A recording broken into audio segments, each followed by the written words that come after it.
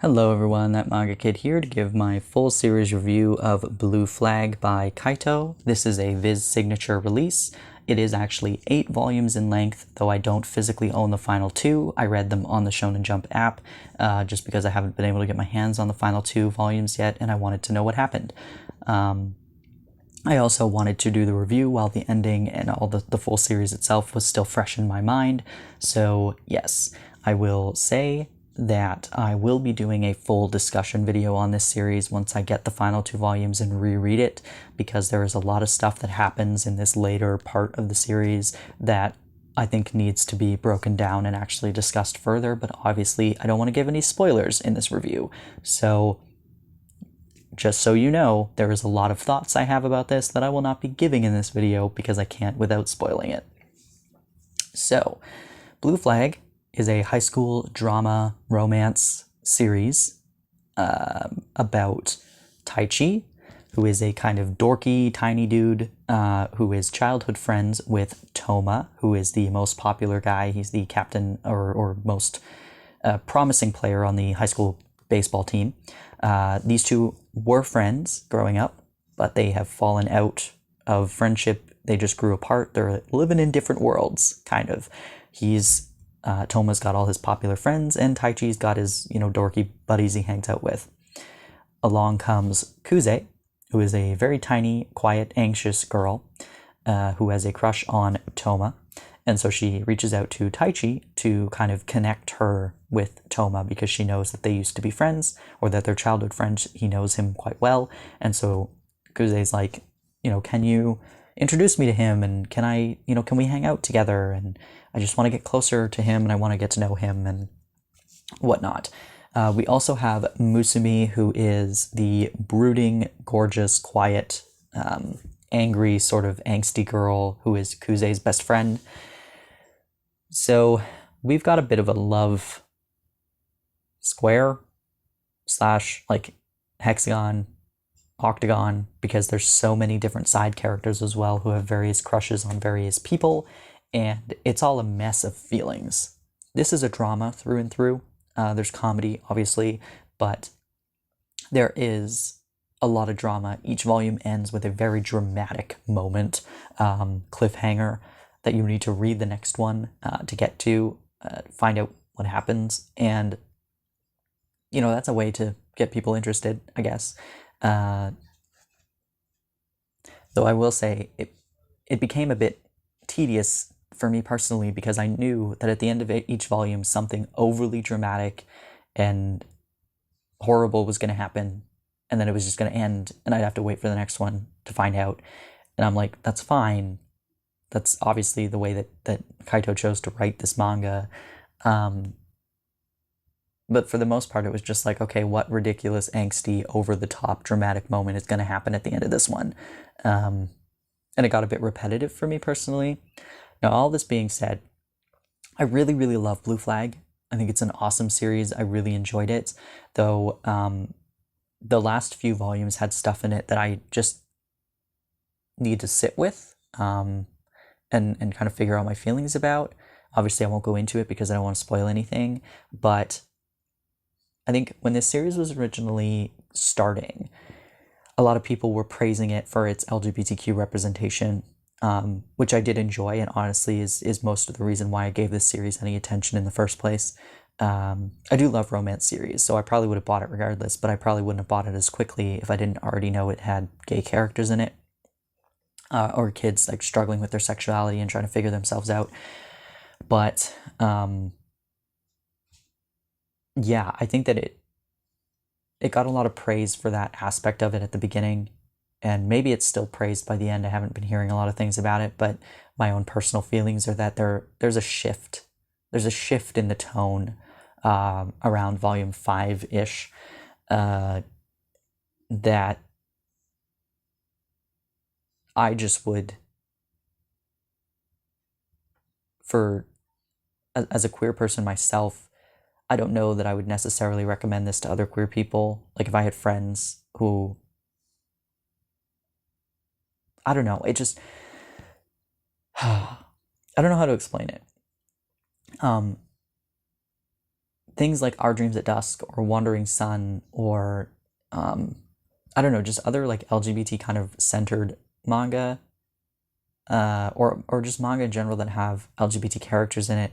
Some of them are done really, really spectacularly, and some of them are done in a way that leaves you feeling like, ugh, maybe we didn't need to add that part. Or maybe that could have been done a little differently. And that's fine. You know, people read things and they have criticisms of it, and that's fine. And I read this, and I certainly have criticisms of it. And I think that my issue in particular is the fact that when these first couple volumes were coming out, everybody was losing their minds over it, and how it was such great representation, and how everyone was so excited that it had gay characters. And I was too, honestly. So I'm not like pushing the blame onto other people and being like, I saw it coming, but I just think that there were some things that happened closer to the mid end of the series range that just could have been done better. And I wouldn't necessarily praise this series as being excellent LGBTQ representation after reading the whole thing. And I think that's just maybe a lesson for me in the future, is that some things can start off a particular way, and sometimes things shift as the series goes on. And I think maybe myself, like, I shouldn't have been as heavy to jump on it, or as quick to jump on how great it was in the first couple volumes. And maybe I should have taken other people's reviews of it with a grain of salt. I don't know. And I'm not trying to bash the series, because I actually genuinely really love it. But I would not hand this one to friends who may not read manga and be like, this has really great representation, you should read it. And I know that's not necessarily the point of it either. It wasn't made, I'm assuming it wasn't made to be an LGBTQ story with representation. Like, it's a drama romance manga series. So I'm not, like, I just don't necessarily need to add that sort of label to it as being, great representation for the queer community.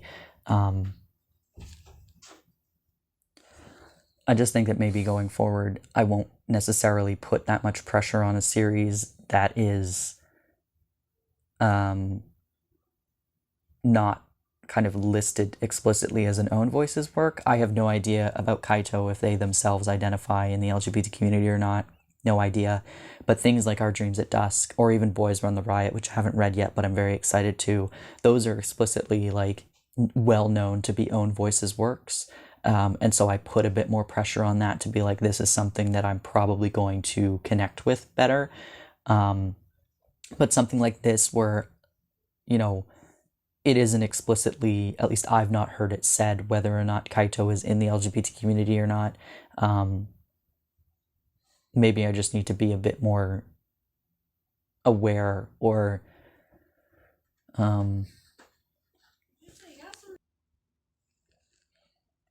all of this to say, Blue Flag was a good series.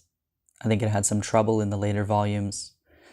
But overall, I think it's worth the read. I'm glad I own it. I will be picking up the final 2 volumes physically. I do recommend it. I think it is a really, really great kind of shift from the general sort of shonen romance that we see, because there's no fan service in this. It's not over-sexualized. This is really focused on the characters and their relationships with each other, their friendships, their feelings, and it's actually very dialogue heavy as well. So there is quite a bit of text in it. I think the art is really well done. I quite enjoyed Kaito's art and character kind of development throughout most of this. I think he's got a really charming art style. And I had read Cross Manage prior to reading Blue Flag. I read Cross Manage on the Shonen Jump app, and I really enjoyed that one. I think that's 5 volumes long, and it's a sports series. So, when Blue Flag was announced, I was like, oh, that's the mangaka who did Cross Manage, which I really, really loved. So I'm excited to read this. And yeah, I would say, honestly, I enjoyed I enjoyed a lot of the side characters too, and I think this is a coming of age story that I'm glad was told. I'm happy to see it. I was happy to read it. There was, like I mentioned, some very overly dramatic moments, but I guess it is what it is. Yeah, a lot of angst in this one. So if you're not a fan of like overly teenage angst, then maybe you can skip this one. But if you're looking for something where it's about relationships of people and finding yourself and you know, trying to get out of your comfort zone, this is definitely a series to read because quite all of these characters, regardless of what their kind of social status is within the high school food chain, they're all trying to figure out who they are and trying to come to terms with who they are and get out of their comfort zone and really like kind of show the world and show everybody else and show themselves that they can be themselves, and that it's okay to be themselves. And I think that there's just various degrees of kind of performative behavior because you're trying to be someone that you think other people will like, because you're afraid that if you show people who you truly are, they're not going to like you anymore. And I think that's an important message that a lot of young people can relate to. And so, you know, I'm glad this series exists, and I'm you know, grateful that we got it in physical print. Yeah, certainly it's well done, and I do recommend it. If you have any thoughts, feelings, opinions on Blue Flag, I'd love to hear them. And so leave them in the comments. And thanks for watching.